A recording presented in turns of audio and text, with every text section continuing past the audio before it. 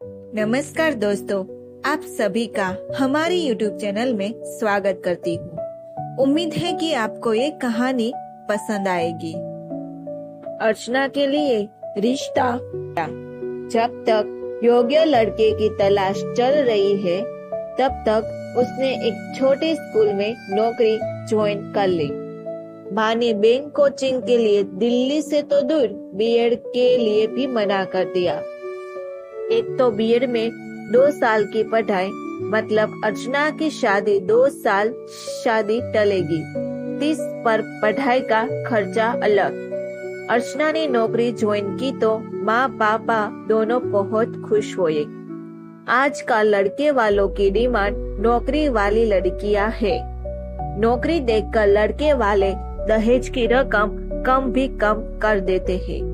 पिछली बार जब धनिका नन्हे राजू को लेकर दुर्ग आई थी, तब माँ को समझाया था कि अर्चना को बीएड कर लेने दो, पक्की नौकरी लग जाएगी।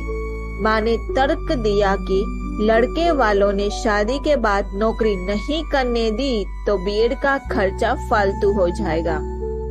नौकरी के मोह में आजकल की लड़कियां शादी नहीं करती, या फिर शादी के बाद पति नौकरी करने से मना करे तो पति को छोड़ देती है। नारंग जी की बेटी ने 2 साल बीएड किया, फिर पक्की नौकरी लगी तो अड़ गई कि सरकारी नौकरी नहीं छोड़ूंगी। बैठी है आज कुंवारी, माँ बाप की छाती पर मुंह दलती। 30 साल की चल हुई। धनिका ने फिर कोशिश की, क्या छाती पर बैठी है? किसी पर बोझ नहीं है, बल्कि अपने माँ बाप की जिम्मेदारी उठा रही है। शादी नहीं करना उसका खुद का डिसीजन है। माँ वो उस जगह शादी करेगी जहाँ उसे जॉब करने की फ्रीडम हो, उसे फाइनेंशियल इंडिपेंडेंस चाहिए। माँ ने नमस्कार मुद्रा में बहस का समापन किया। मैं तेरे हाथ जोड़ती हूँ धनिका, अर्चना के आगे अब बीएड को लेकर कुछ मत बोलना। तेरे को क्या कमी है आज बिना नौकरी के? तू अगर आज नौकरी में भी होती तो राजू के पालन पोषण के लिए तुझे नौकरी छोड़नी ही पड़ती। देख बेटा, औरतों घर गृहस्थी संभालती अच्छी लगती है, नौकरी में मर्दों के बीच ही ठठा करती इन औरतों का बाल बच्चों से मोह खत्म हो जाता है। धनिका ने आखिरी तर्क दिया। माँ, यदि मैं राजू की वजह से नौकरी छोड़ती भी तो वो मेरा पर्सनल डिसीजन होता। आज तो मेरे पास चॉइस ही नहीं है। आपको मालूम है, औरत की सबसे बड़ी ताकत उसकी डिग्री होती है, और ये बात मुझे शादी के बाद शिद्दत से महसूस हुई। भगवान न करे कल को संजय को कुछ हो जाए तो राजू का पालन पोषण अकेले करने लायक नहीं हूँ मैं। माँ चिढ़ गई।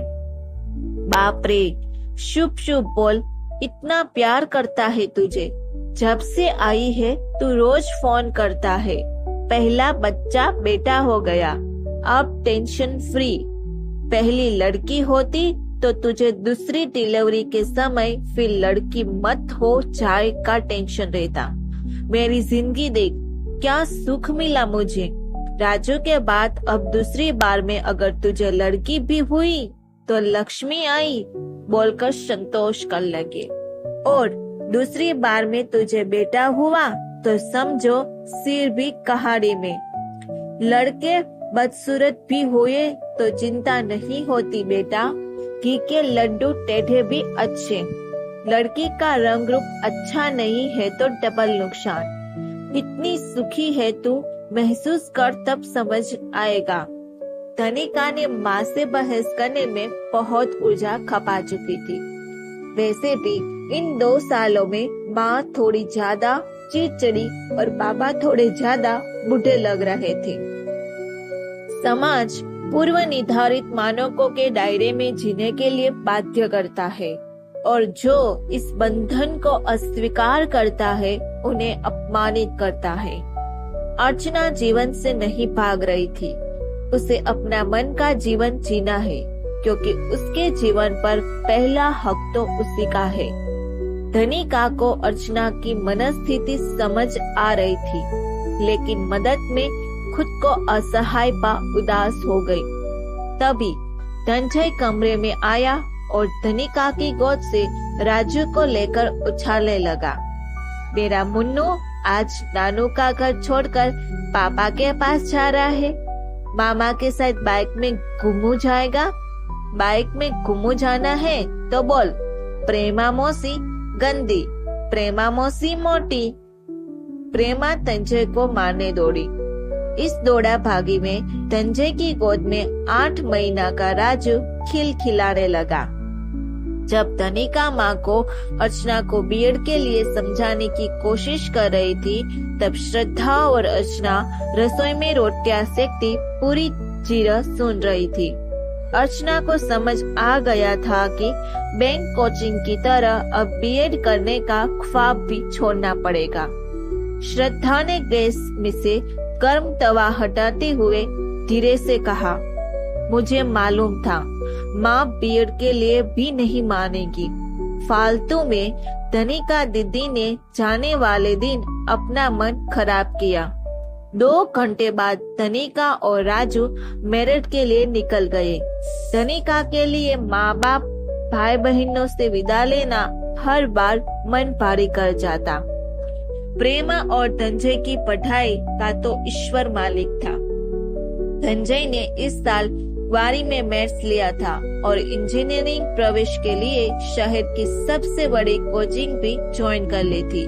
बाबा किसी भी हाल में धनंजय को इंजीनियर बनाना चाहते थे।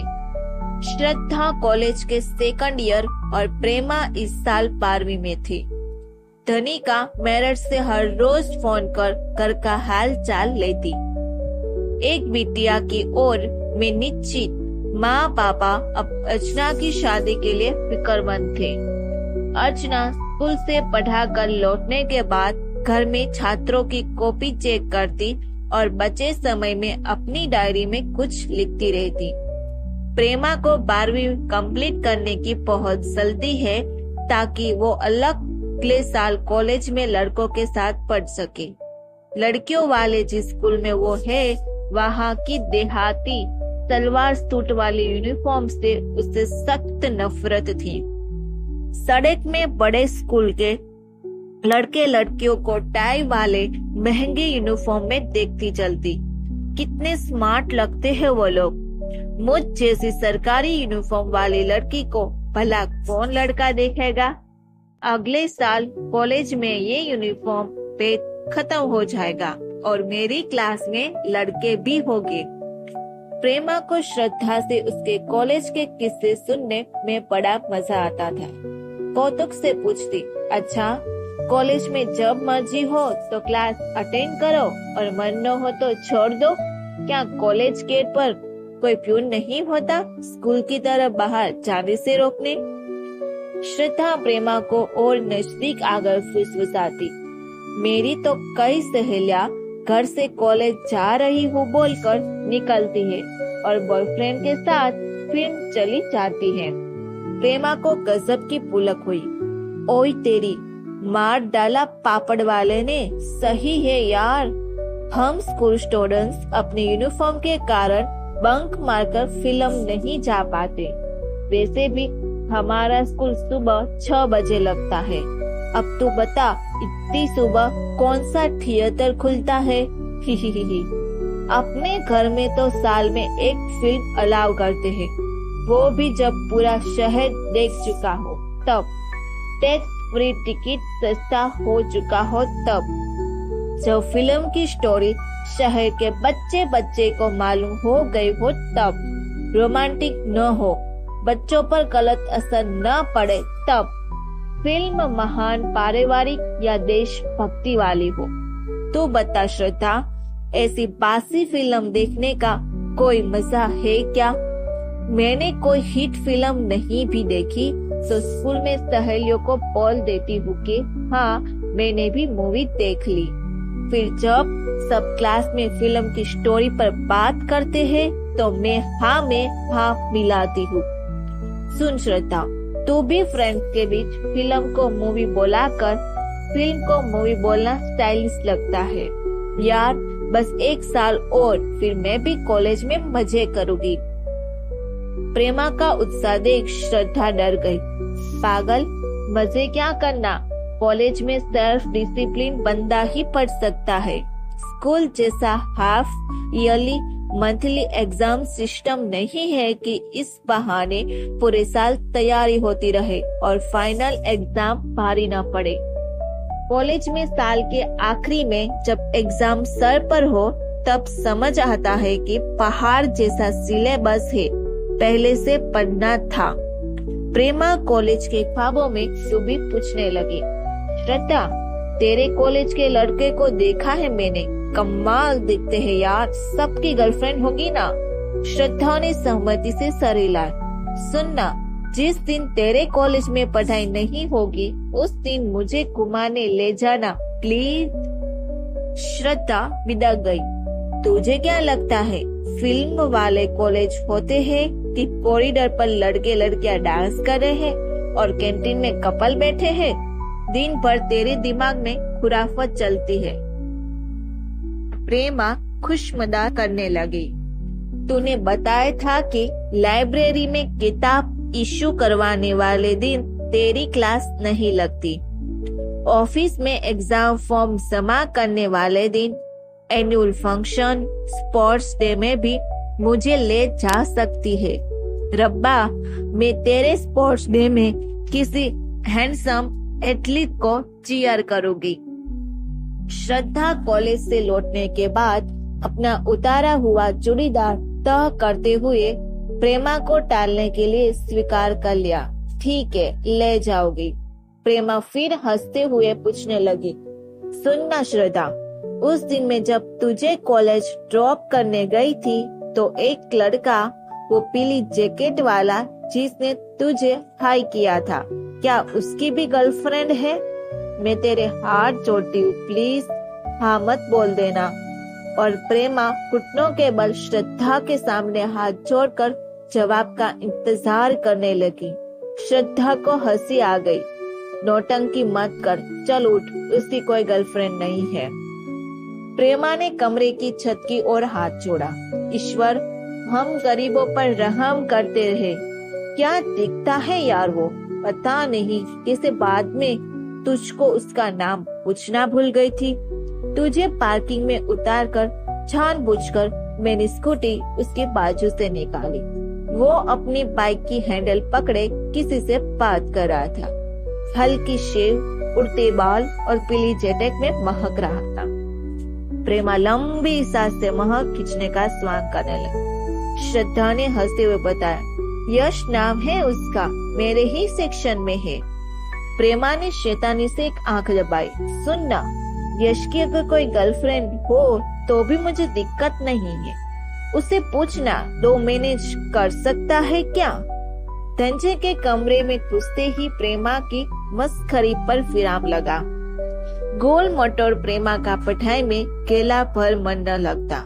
प्रेमा के खिले डंडे स्वभाव की वजह से ही धनी का बहुत चिंता करती। फोन पर बार बार उसे इस साल 12वीं बोर्ड के लिए अच्छे से पढ़ने की हिदायत देती।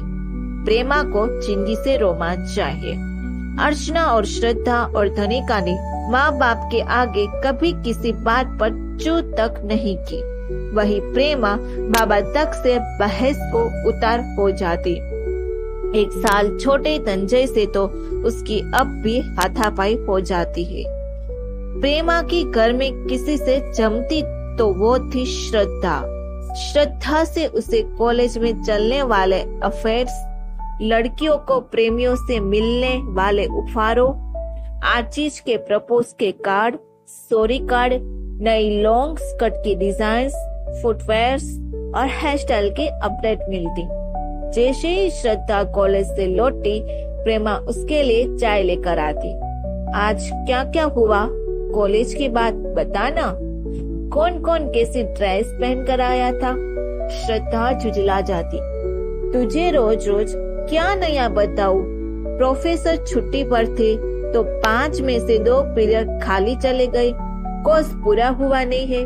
बाकी बच्चों तो ट्यूशन पढ़ रहे, उन्हें फिक्र नहीं है। मेरा क्या होगा? मेरे पास तो किताबें भी पूरी नहीं है। अब अगर कॉलेज में कोर्स पूरा नहीं हुआ तो सोच एग्जाम के टाइम क्या होगा मेरा। प्रेमा को ऐसी बोरिंग बातें बिल्कुल न पाती। पास हो जाएगी देवी, तू फिक्र न कर मेरी जान। अच्छा, तू बता रही थी ना कि मेरी क्लास के चैताली और नवीन एक दूसरे को लाइक करते हैं। इतने दिन हो गए फिर भी प्रपोज नहीं किया है एक दूसरे को।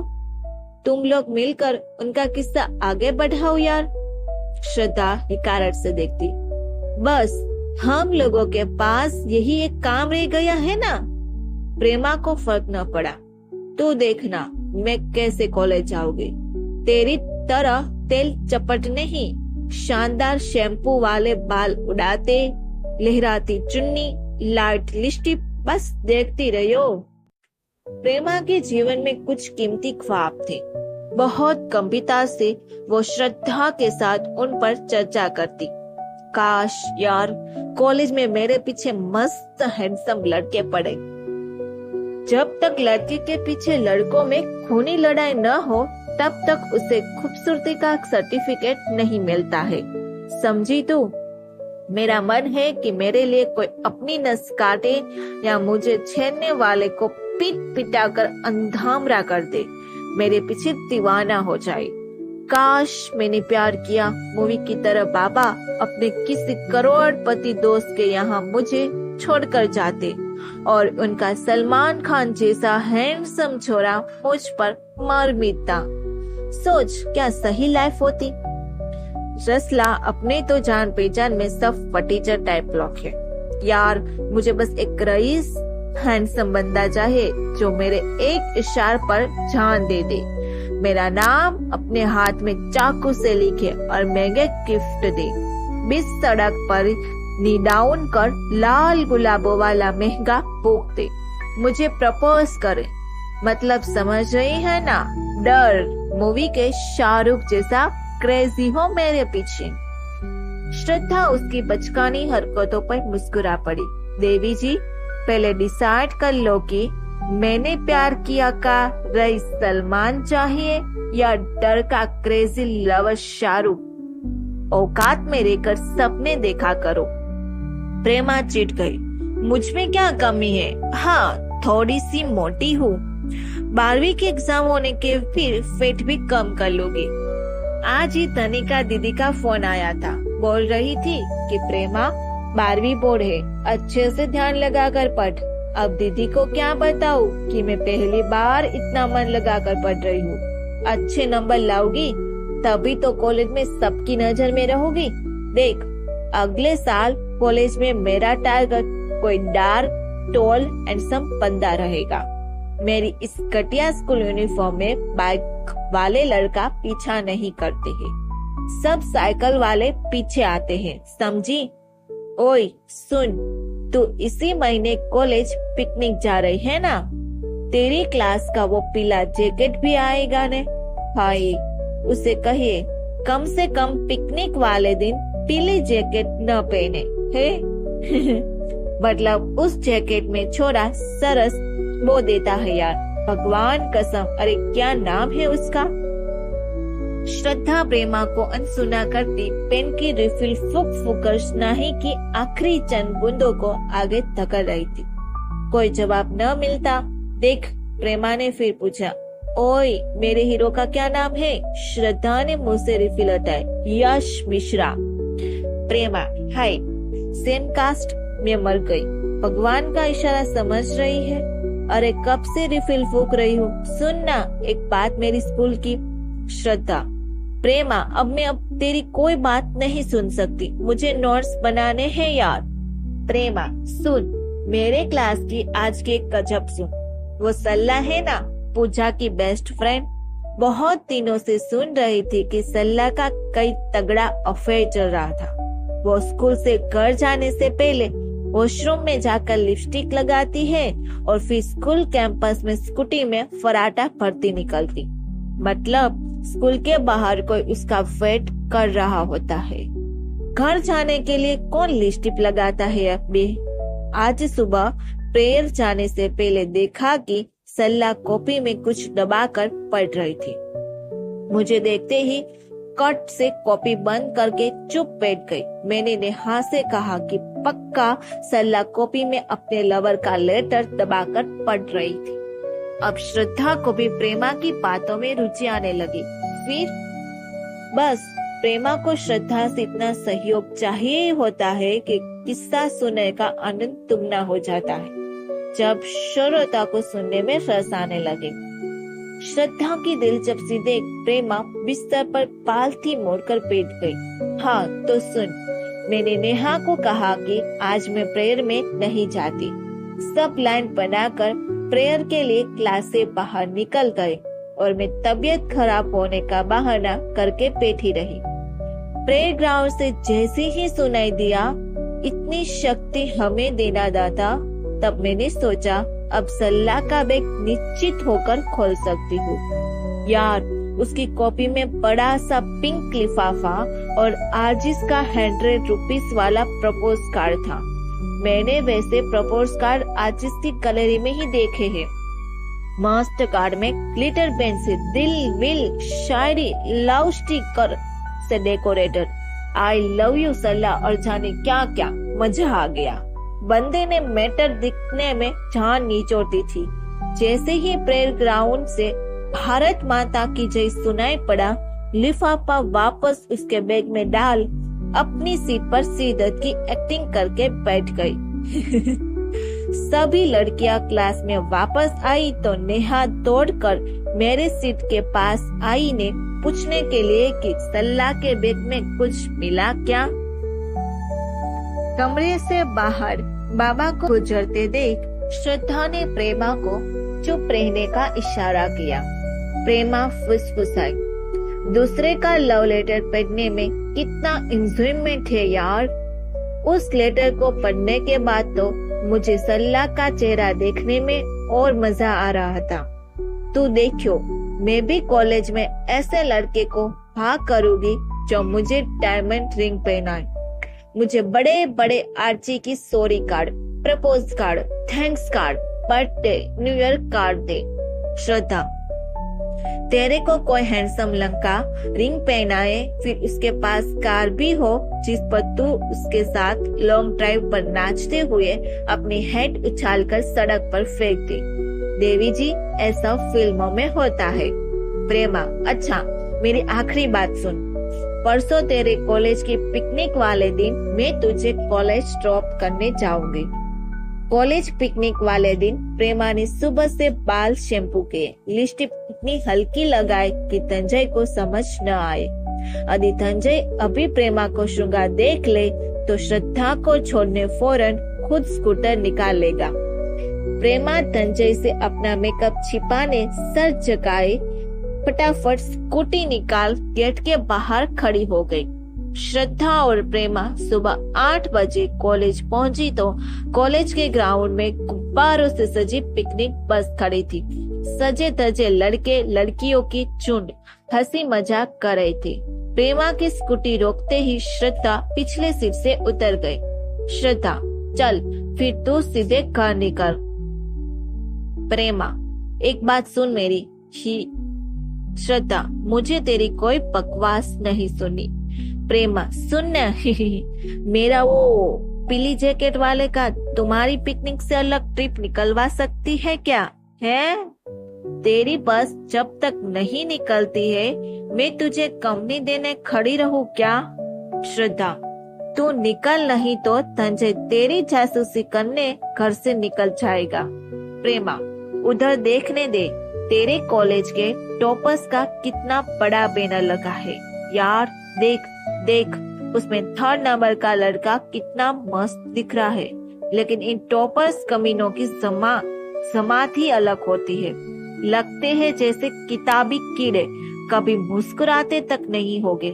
बस मोटा चश्मा लगाए नोट्स नोट्स नोट्स सिलेबस करते हैं, अपनी जवानी बर्बाद करते हैं। ये बचपन के बाद जवान नहीं होते, डायरेक्ट अंकल बनते हैं।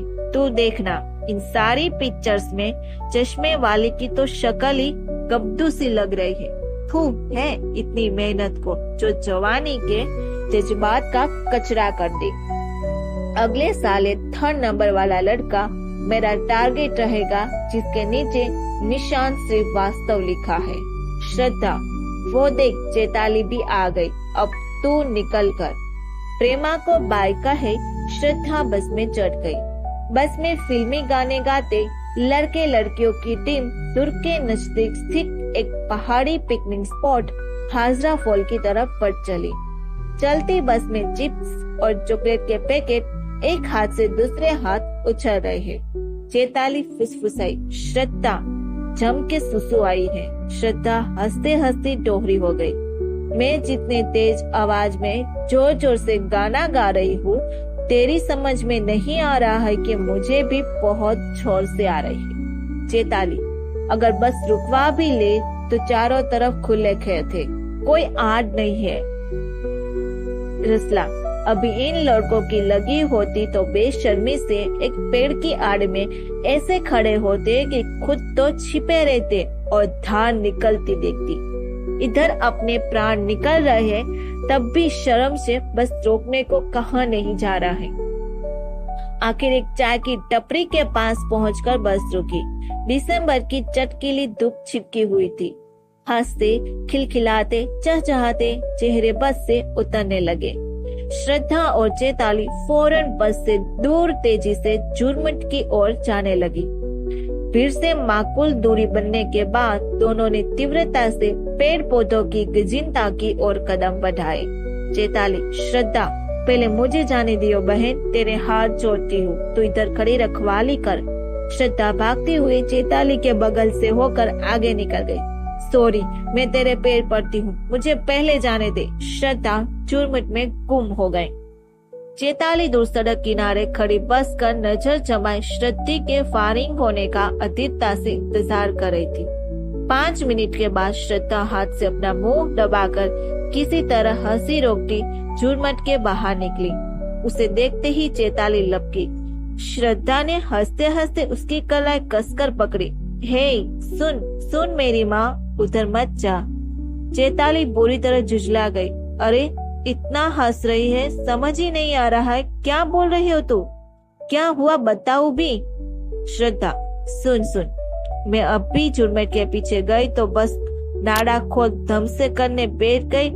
करते वक्त आनंद में डूबे डूबे जब नजारों का लुत्फ लेने मैंने अपनी नजर घुमाई तो जितनी दूर अभी तू है ना, बस उतना ही दूर गांव का एक आदमी धोती उठाकर बैठा है। मतलब इतने पास कि मैं हाथ बढ़ाकर उसका लोटा यूज कर सकती थी। अभी भी वो उधर ही बैठा है। ओ मेरी माँ। चैताली ने आंखें फाड़कर मुंह पर हाथ रख लिया। ओ गॉड, कहाँ है वो आदमी? मतलब तू आधी अधूरी में ही भाग कर आई। श्रद्धा ने हंसते हुए अपना बोझ चैताली के कंधे पर डाल दिया। बीच में उठना मेरा वश का न था। हम दोनों आजू बाजू चुपचाप अपना अपना काम कर रहे थे। यहाँ से चलने के बाद वासु की आखिरी रिश्ता भी टूटने को है। यही लोहे का काला गेट खोलकर बाइक निकाल 3 बार हॉर्न बजाकर गुप्त सूचना देता कि मैं पुष्प वाटिका के लिए निकल रहा हूँ। गेट के हैंडल पर उसकी उंगलियों का स्पर्श आज भी चिपका है। वासु ने बड़ी बेरहमी से किस्तों में मुझे खाली किया। ये इमारत अभी भी जुड़ाव की आखिरी कड़ी सी लगती है। आज 2 साल बाद भी सुबह सोकर उठने पर पहला ख्याल वासु का आता है और नींद के आगोश में जाते अंतिम बार वासु को ही सोचती हूँ। पुष्प वाटिका के सामने से गुजरने पर हलक में गर्म गोला फंस जाता है। सीने में जैसे कुछ भरा भरा कर गिरने लगता है। जो न हो पाई उस आखिरी मुलाकात के लिए तरसती हूँ। उन बाहों की अंतिम गिरफ्त के लिए मैं आजीवन प्रतीक्षा करना चाहती हूँ। ख्याल आते जा रहे थे। 10 दिन बाद मैं यहाँ से विदा हो जाऊंगी। मान लो वासु अपने मम्मी पापा के सामने कभी भी शादी नहीं करने अड़ गया हो तो? मान लो शर्मा आंटी को अपने उदास बेटे पर दया आ गई तो? मान लो वासु में विद्रोह की हिम्मत जागे और मुझसे मिलने मेरी यहाँ से विदाई के बाद आए तो? या फिर उसे गिल्ट फीलिंग आए और माफी मांगने आखिरी फोन आ जाए कि अर्चना मेरा इंतजार मत करना, लेकिन तब मैं वो चिर प्रतीक्षित फोन अटेंड करने यहाँ नहीं रहूंगी। बहुत देर कर दी होगी वासु तुमने। आज तिवारी संदन के आंगन में मंडप के नीचे हल्दी सनी अर्चना वासु के घर को अलविदा कह रही थी, क्योंकि उसे मालूम था अलविदा कहना जरूरी होता है। गमन की सूचना देना रिश्तों का सम्मान रखना होता है और इस इमारत से वो यही रिश्ता निभा रही थी। धनिका राजू की स्मृतियों के शूल सहती निर्विकार भाव से शादी की रस्में देख रही थी। आने वाले हर मेहमान को देख वो राजू को याद कर रोने लगती। धनिका ने संजय को फोन पर हल्दी वाले दिन से आने कहा था, लेकिन वो काम का बहाना करके बारात वाले दिन ही आया। धनंजय अपने दोस्तों संग जनवासे का काम देख रहा था। प्रेमा और श्रद्धा पहली बार जिम्मेदारी से घर संभाले हुई थी। माँ से कोई काम सुगढ़ता से न होता है, सो वो अलमारी और मिठाई वाले कमरे की चाबी खोसे रिश्तेदार के सत्कार में व्यस्त थी। इस आनंद उत्सव से अछूती धनिका कोख पर पड़े डाके और अर्चना अपने वैराग्य पर बलात् थोपे रास रंग से हार गई थी। अर्चना लगन वाली सुबह वासु के कमरे को नजर भर निहारने छत पर गई। मुंडेर पर झुके गुलमोहर के पीछे ऐसी जगह बैठ गई जहाँ से मोहल्लों वालों की नजर उस पर न पड़े, जहाँ पूरा बचपन बीता। आज उस तिवारी संदन की बदरंग छत को आखिरी सलाम। इस ऊंचाई से दिखते कितने ही घर थे जिन पर इतने बरस अपने गौर नहीं किया था। आज उन बेगाने घरों की सीलन भरी दीवारों को भी आंख भर देखती जा रही थी। भारी मन को उनको भी विदा, जहाँ रहने वाले लोगों से कोई परिचय न था। वे अजनबी चेहरे अर्चना की रुख सत से बेखबर अपने में व्यस्त थे। सड़क किनारे का वो विशाल बरगद, उसके नीचे का छोटा हनुमान मंदिर, चोरों की परचून दुकान जहाँ अब भी 2-4 लोग गप्पे मार रहे थे। दुर्ग की ये महफिल कल भी यहाँ ऐसी ही होगी। तिवारी सदन की दीवारें कल भी वासु के घर को ताकती रहेगी। इस शहर के तिवारी सदन की दीवारें कल भी वासु को घर के ताकती रहेगी। इस शहर के लड़के लड़कियां कल भी आज जैसी ही हंसी ठिठोली करेंगे। बस मैं यहाँ नहीं रहूंगी। वासु से हटकर अभी भी कुछ चाहनाएं जीवित है। अपने शहर से ऐसा प्रेम पहली बार उमड़ा जो आज यहाँ आखिरी दिन महसूस हो रहा है, ऐसा कभी न हुआ। कल ये पूरा परिवेश यथावत होगा सिवाय मेरी अनुपस्थिति के। अपने शहर की कितनी ही गलियां, बाजारों, चौराहों, इमारतों से यादें जुड़ी है। यहाँ हम ट्यूशन आते थे, ये मेरा स्कूल का रास्ता है। क्या मेरे जाने के बाद भी इस बंद गली के आखिरी छोर के लाल बालू जमीन को पाराजित का पेट आज की तरह ही निर्विकार भाव से अपने फूलदान करता रहेगा? अगली गली में मेरी सहेली श्वेता का घर है। इधर वाले मैदान में धनिका, मैं और श्रद्धा नवरात्रि पर दुर्गा जी के पंडाल में आते थे। इंदिरा मार्केट के जैन चाट वाले को कभी याद नहीं आएगा कि उसकी एक ग्राहक जो हमेशा मीठी चटनी मांगती थी अब क्यों नहीं आती। पोस्ट ऑफिस की इमारत में इतनी बार जाना होता है कि वहाँ की टेबल पर बैठने वाले स्टाफ को सड़कों पर भी पहचानती हूँ। जैसे सर्दियों का एक जमाना आज पल में जहन से गुजर रहा है। कुछ यादें पुरानी, इतनी विस्मृत के अतीत में अपनी उपस्थिति और सत्यता पर खुद को ही संशय हो जाए। जैसे कोई अधभूला सा सपना, धुंधला सा ख्याल या धूमिल होती छवि। हर मंजर को आज अंतिम विदा, आखिरी प्रणाम। इस गली के लोग कितने खूब नसीब है कि वह दूर में रहते हैं, जहाँ तिवारी सदन का गुल मोहर वाला आंगन है, जहाँ मेरे सीधे साधे बाबा जिनको दुनिया के कोई शौक नहीं रहते हैं। कल के बाद मैं यहाँ से बहुत दूर कहीं रहूंगी और मेरे बाबा मेरे बिना इस शहर में अपनी पूरी जिंदगी गुजारेगी। अर्चना ने नीचे काले पत्थरों वाले आंगन में झांका तो माँ तुलसी चौरे में दीपक रख भीतर जा रही थी। दिन की रोशनी में दीपक कुम्हलाया हुआ लग रहा था।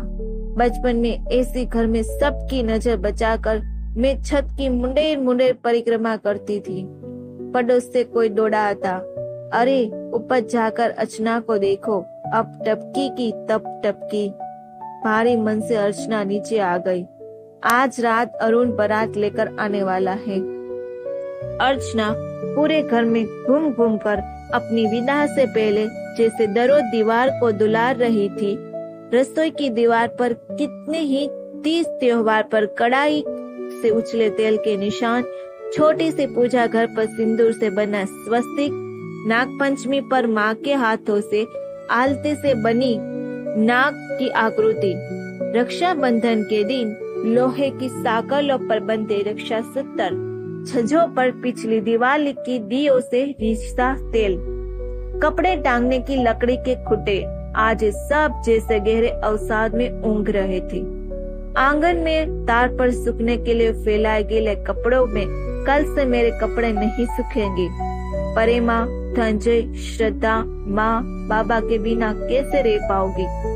धनंजय, प्रेमा और श्रद्धा पहले की तरह ही अपने स्कूल कॉलेज में व्यस्त इसी तरह हर सुबह तैयार होकर तिवारी सदन से बाहर जाया करेंगे। बाबा टिफिन लेकर हमेशा की तरह ऑफिस निकला करेंगे, लेकिन मैं इस दुनिया से बहुत दूर रही होगी। हलक में गरम गोला फंसने लगा, सीने में अनगनी सुइयां चुभने लगी, भरोदा ठहरने लगा। आज मालूम हुआ कि किन किन बेजान चीजों से स्नेह रिश्ता बन जाता है, लगा हो जाता है। काश शादी एक स्वैच्छिक सामाजिक रस्म होती। अनिवार्यता में बाध्यता है, जबकि स्वैच्छिकता में स्वतंत्रता का सम्मान बोध है। तिवारी सदन में अब उसे मेहमान की तरह मियोट लेकर लौटना है। हल्दी सनी अर्चना पीली साड़ी पहने अपने कमरे में प्लास्टिक की कुर्सी पर बैठ चारों तरफ देखने लगी। दीवारें पर किताबों की अलमारी में पुराना अखबार झूल रहे थे। खिड़की के पल्ले के पीछे चिपका रेलवे टाइम टेबल जैसे उदास ताक रहा था। जा मेरी लाडो जा। जाने कितनी दफा इस टाइम टेबल में कानपुर जाने और आने वाली ट्रेन का टाइम रखती थी। धुआं उड़ाते इंजन की तस्वीर वाला रेलवे समय सारणी लिखा मट मेला कागज पंखे की हवा से थरथरा रहा था। आज से पहले एक कमरा इतना खाली कभी न लगा। बाहर मंडप से मेहमानों के हंसी मजाक की आवाजें आ रही थी। कोने कोने को आंखों में भर लाने की कोशिश का अर्थ पीड़ा के समंदर से गुजरना है। दर्द हिलोरता है, रोम रोम शिथिल हो जाता है, रह रहकर भावनाओं की लहर उठती है। मुंह फेर विपरीत दिशा में पड़ते हुए पीठ में हुक सी चुभती है, लेकिन विदा मुलाकात के बाद अफसोस नहीं होता कि जो कहना था, पूछना था, आखिरी नजर देखना था, रह गया। ये बात वासु समझ पाता तो वो आज इतनी रिक्त न होती। अर्चना ने रुलाए रोक एक नाम पक्का दर्ज करने की गरज से लकड़ी के दरेक दरवाजे पर अपनी नर्म उंगली फिराई। अर्चना, लव यू वासु। दरवाजों की जूली सटकनी को छुआ, जिसे सब भाई बहनों ने भड़ा भड़ा कर जोरदार बना दिया था। निजी बातें से भी कितना सजीव मोहना है तब मालूम हुआ जब बस अब चलना है का बोध हुआ। लग्न की सुबह कुंवारी अर्चना का निराश कभी न भूलने वाला था। क्या उसकी शादी न करने की जिद वासु ने दोबारा मिलने की क्षीण आस थी? बाबा ने जनवासे के लिए होटल और रिसेप्शन के लिए कॉलोनी का हॉल किराए पे लिया था। आधी रात हॉल में पार्टी खत्म होने के बाद तिवारी संदन में फेरे की व्यवस्था थी। धनंजय और बाबा स्कूटर में जनवासे से शादी हॉल, फिर शादी हॉल से तिवारी संदन, 3 जगहों की व्यवस्था संभालते बेहाल हो रहे थे। शाम होते होते शादी हॉल में मेहमान पहुंचने लगे।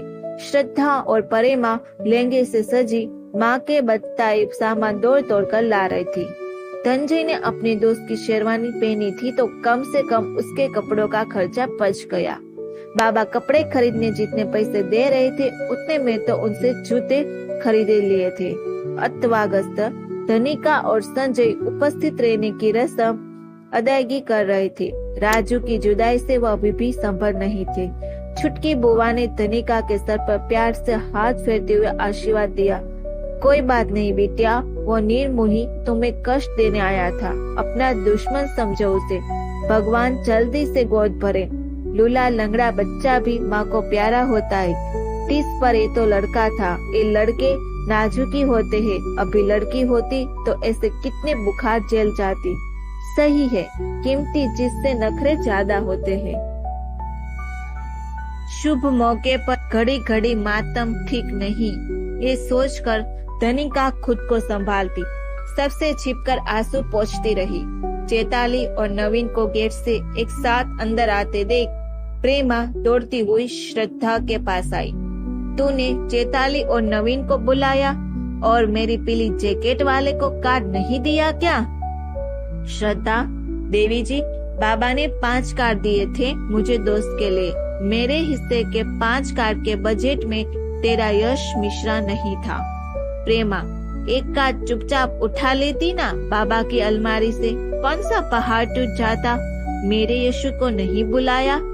रात 9 बजे बैंड का शोर, आतिशबाजी, युवकों का नागिन डांस, मेहमानों की धक्का मुक्की, बारातियों के नखरे और बुजुर्गों का नारियल पान से स्वागत।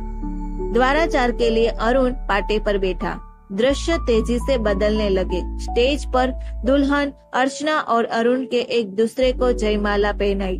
रिसेप्शन खत्म होने के बाद रात 1 बजे सभी मेहमान शादी हॉल से तिवारी संदन लगन के लिए पहुंचे। वासु के कमरे की खिड़कियां ने अर्चना को अरुण संग फेरे लेते देखा। विदाई के समय फूलों से सजी कार, जिसके पिछले कांच पर अरुण वेट्स अर्चना लिखा था, एक प्रेम कहानी के आखिरी पन्ने पर धुआं उड़ता नजर गुजर गई। धनिका के दूसरे गर्भपात से 7 बच्चेदानी निकल जाने के बाद संजय का ससुराल से रिश्ता न के बराबर था। जब धनिका को मन से त्याग चुका था तो उसके मायके से कैसा संबंध। अर्चना अरुण के साथ खुश थी, ऐसा सब मानते थे। अर्चना नागपुर से फोन लगाती तब कभी कभी एक सरफिरा ख्याल आता कि फोन की रिंग की आवाज वासु के घर तक जा रही होगी। तिवारी संदन का ये वही फोन है जिसने वासु की उन कसमों को सुना था जो अब व्यर्थ है। मैं हर दिन खुद को समझाती हूँ कि अरुण ने मन से मुझसे रिश्ता बनाया है। मेरी उदासीनता उसे आहत कर देगी और दिल टूटना क्या होता है मैं समझती हूँ। मुझे पूरी शक्ति से बेईमानी के इस नए सफर पर चलना होगा, चाहे मेरा हम सफर अजनबी जैसा ही क्यों न हो। अरुण कभी नहीं समझ पाएगा कि मैं हंस हंस कर उससे जुड़े हर रिश्ते को गरिमा से निभा रही हूँ, लेकिन बिस्तर पर किससे पुकारती हूँ। आज सुबह से अर्चना को कितने काम थे। अरुण को एक मीटिंग में बॉम्बे जाना था 3 दिनों के लिए। अरुण अर्चना को पहली बार छोड़कर जा रहा था। उसके टिफिन के लिए किचन में पूरी सेकती अर्चना के पास बार बार जाकर हिदायत देता। चेकबुक और पासबुक बड़ी फाइल में दबे है, कैश है ना घर में, सब्जियां 3 दिन के लिए सफिशिएंट है या कुछ और ला दूं। दूध वाले या तुम्हारी काम वाली बाई को बताना नहीं है कि मैं आउट ऑफ सिटी हूँ। अर्चना, ओफो, फ्रीज में भर भर कर सब्जियां है, अच्छा हुआ बता दिया कि आप जा रहे हो, किसी को नहीं बताना है। आपके जाते ही मैं तो बिल्डिंग के टावर पर चढ़कर अनाउंस करने वाली थी। अर्चना के गुलाबी चेहरे से चुंबन से भरे अरुण रेलवे स्टेशन के लिए रवाना हो गया। एकांत में अर्चना ने लंबे समय बाद अपनी डायरी निकाली। लगा कितने दिनों बाद वासु साथ है। ये एकांत भला लग रहा था। शायद लंबे समय बाद खुद के साथ वक्त बिताने का मौका मिला। दिन भर अलमारियां सहेजी, फोन पर माँ, श्रद्धा, प्रेमा से बात की, फिर धनिका को फोन लगाया। शाम को सोसाइटी के पार्क में टहलने चली गई। सुबह से अरुण का 3 बार फोन आ चुका था। मुझे लगा तुम मुझे मिस कर रही होगी। बोर हो रही हो क्या? सामने वाली भाभी के घर चली जाओ या पार्क में चहल पहल रहती है वहाँ हो जाओ। अर्चना को प्यार आ गया। ऑफिस में इतनी देर से मुझसे बात कर रहे हो, काम कब करते हो फिर? अरुण, चलो मैडम रखता हूँ फिर। रात में फिर डायरी खोली। पहले लिखी कविताएं पढ़ती रही। जान खलिश भर गई सब पढ़कर। कभी कभी ख्याल आता है कि यदि मुझे मौत आ गई तो वासु को खबर तक नहीं पाएगी। अब तक तो वो मुझे पूरी तरह भूलकर खुशनवा जिंदगी बिता रहा होगा। शायद तने भैया की शादी हो चुकी हो या फिर वासु की भी हो गई हो। डायरी पर आंसू भरी आंसू स्नेही की शक्ल में ढलने लगा। तिवारी संदन में माँ का अधिकांश समय इसी चिंता में गुजरता कि अभी भी 2 लड़कियों की शादी सर पर है। बाबा खुरपी से क्योरी की गुड़ाई कर रहे थे कि माँ चाय का कप बढ़ाते फिर चिंता करने लगी। लोगों के घर 2 लड़कियां निपटने पर फुर्सत हो जाते हैं। हमारी तो 2 निपटने के बाद भी 2 बच्ची है। कब वो दिन आएगा कि मैं बोलोगी चारों बेटियां शादीशुदा है। पापा बिना एक शब्द बोले कप लोटा पर मिट्टी खोदने लगे। श्रद्धा ने घर में पढ़ाई और करियर को लेकर अर्चना का असफल संघर्ष देखा था, इसीलिए ऊंची पढ़ाई का कोई ख्वाब न पाला। मैथ्स में MSc के साथ प्राइवेट स्कूल में पढ़ाना शुरू कर दिया। प्रेमा कॉलेज के 2nd ईयर में थी। उसे समझ आ चुका था कि फिल्म और असल के कॉलेज में बहुत फर्क है। वैसे भी श्रद्धा के उपदेश और धनंजय की जासूसी ने प्रेमा का रूमानी ख्वाब के पंख कतर दिए। प्रेमा कॉलेज में फैशनेबल लड़कियों के हर दिन महंगे पर्स, नई ड्रेस, टाली सैंडल देख उठ जाती। श्रद्धा की नौकरी लगने से माँ बहुत खुश थी। लड़कियों को नौकरी इसीलिए करनी चाहिए ताकि बाप को लड़का ढूंढने दर दर न भटकना पड़े। श्रद्धा को इंता बोध का अनुभव होता जब जब बाबा पर लड़कों वालों से गिगियाते हुए बोलते, जी आपने बिटिया की फोटो देख ली ना शुक्ला जी? जी मैथ्स में MSc कर रही है और एक स्कूल में पढ़ा रही भी है। जी गोरी है। क्या कहा आपने? नहीं मिल्की व्हाइट नहीं, लेकिन गेहुआ खुलता रंग है। जी मेरा बजट 5 लाख का है शुक्ला जी। 2 लाख तिलक और 5 तोला सोना।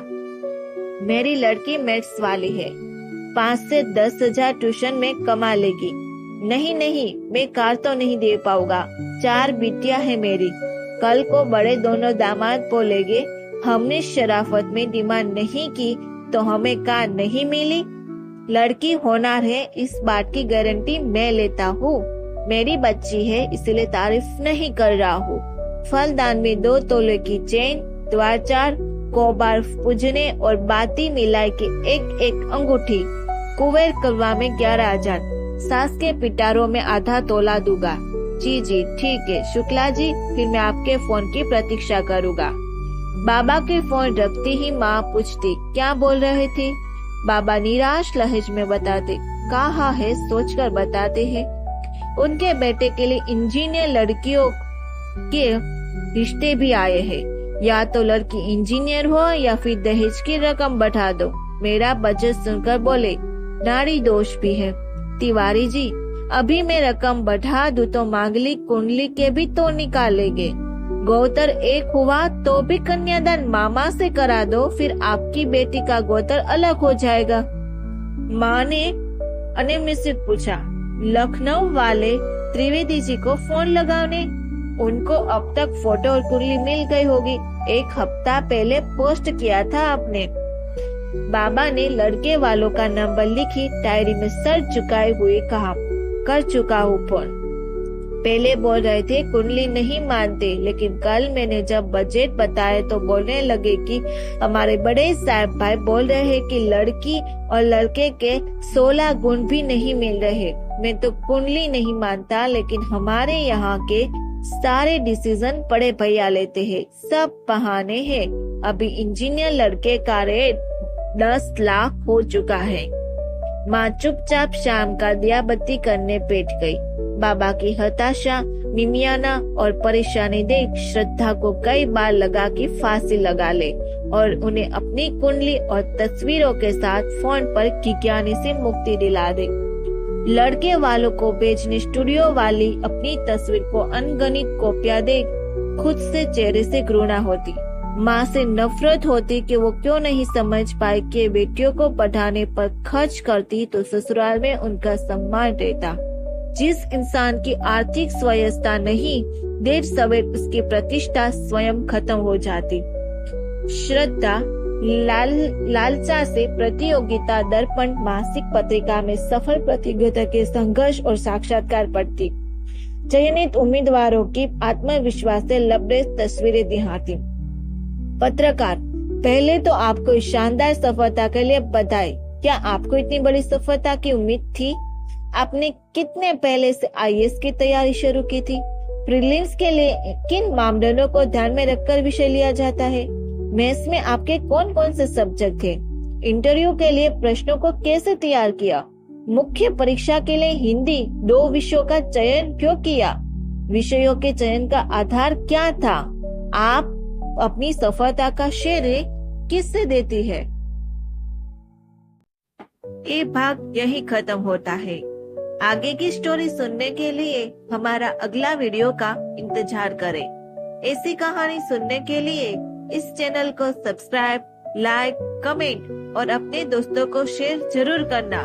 सुनने के लिए धन्यवाद।